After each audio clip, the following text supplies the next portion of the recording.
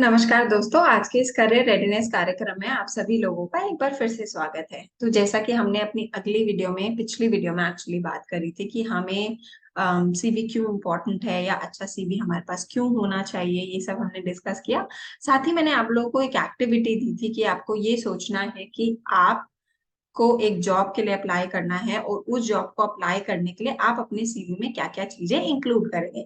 तो I hope आप लोगों ने कुछ ना कुछ सोचा ही होगा या कहीं ना कहीं से रिसर्च करी होगी कि मुझे ये चीजें डालनी चाहिए। तो आज हम ये बात करेंगे कि हमारे सीवी के क्या क्या कंपोनेंट्स होते हैं। साथ ही फिर हम ये डिस्कस करेंगे इन हर एक कंपोनेंट्स के बारे में अलग से स्पेशली, ताकि आप एक अच्छा सीवी बनाने के लिए तैयार हो सके। ठीक है। तो सबसे पहला जो कंपोनेंट है सीवी का वो होता है हमारे पर्सनल डिटेल्स। पर्सनल डिटेल्स में हमारा नाम, हमारा फोन नंबर, हमारा एड्रेस, ये जो बेसिक डिटेल जो कि हमें अपने आप को रीच आउट करने के लिए हेल्प करेगा कि कोई भी इंसान अगर हमें रीच आउट करना चाहता है हमारे सीवी देखने के बाद, तो वो इन रिसोर्सेज के थ्रू हम तक रीच आउट कर सके। दूसरी जो चीज होती है वो होता है हमारा अकेडमिक बैकग्राउंड। अकेडमिक बैकग्राउंड से मेरा मतलब है कि आपने पढ़ाई क्या क्या चीजें करी हैं, क्या क्या चीजें आपने पढ़ी हैं, आपने कौन से कॉलेजेस गए हैं, कौन सी डिग्री ली है, कौन से डिप्लोमा कोर्सेज किए हैं, ये सब हमारे अकेडमिक्स में आते हैं। फिर आता है हमारा वर्क एक्सपीरियंस कि हमने कहाँ कहाँ काम किया है, कहीं पर क्या हमने कोई इंटर्नशिप करी है, क्या हमने कोई प्रोजेक्ट लीड करा है, क्या हमने कहीं वॉलंटियर किया है, ये सब चीजें। फिर आती है हमारी एम्प्लॉयमेंट हिस्ट्री, यानी कि हम कहाँ कहाँ पर फुल टाइम वर्कर की तरह एम्प्लॉयड होकर के काम किया है हमने। तो वो एक प्रॉपर क्रोनोलॉजिकल वे में आता है, यानी कि उसको आप पूरा एक स्टेप बाय स्टेप लिखते हैं कि आपने कहाँ कहाँ क्या क्या चीजें करी हैं। फिर इसमें हम ऐड कर सकते हैं हमारे अवार्ड्स के, अभी तक हमने क्या क्या चीजें अचीव करी हैं। तो वो अवार्ड आपके एकेडमिक से रिलेटेड हो सकते हैं, आपकी प्रोफेशनल लाइफ से रिलेटेड हो सकते हैं।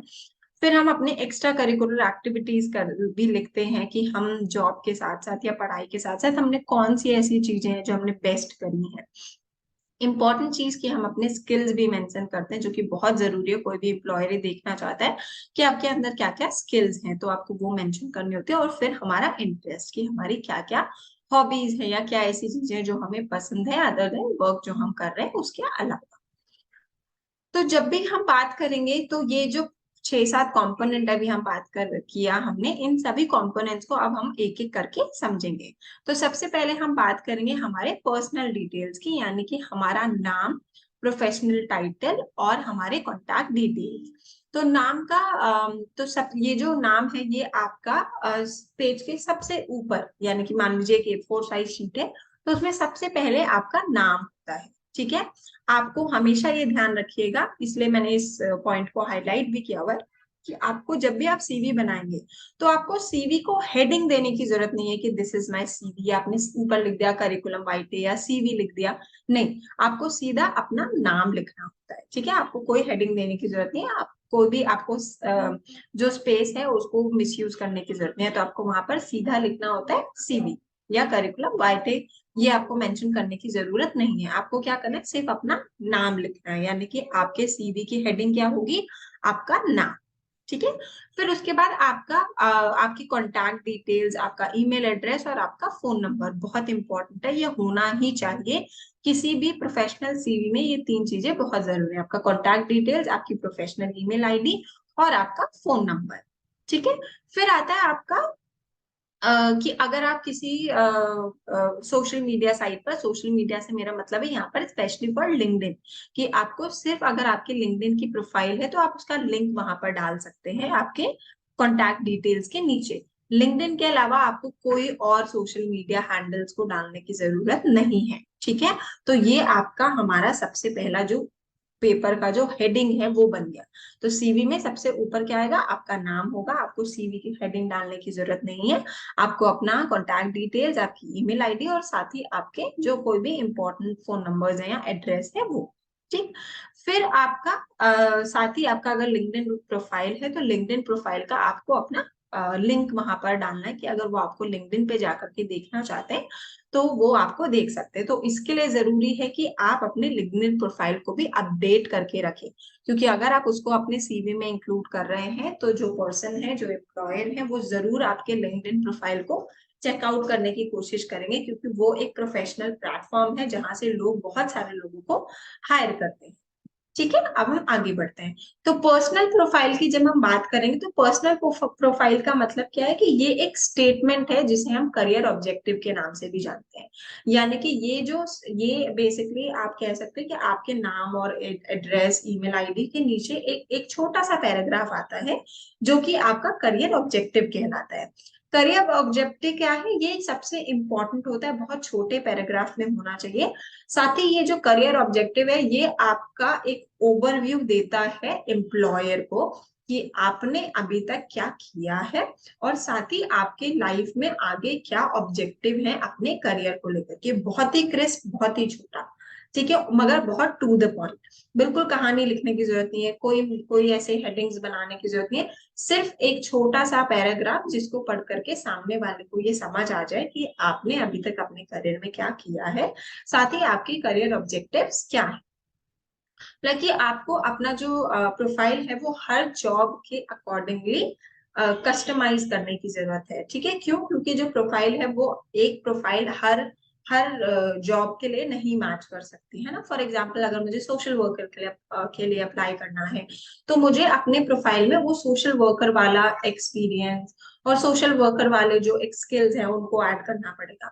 वहीं पर अगर मुझे किसी टीचर के लिए अप्लाई करना है, तो वो मेरा बिल्कुल डिफरेंट होगा। तो हमेशा ये ध्यान रखें कि आपको अपना प्रोफाइल, यानी कि आपको अपना करियर ऑब्जेक्टिव हर जॉब के साथ जिसके लिए भी आप अप्लाई कर रहे हैं उसके हिसाब से कस्टमाइज करना पड़ेगा।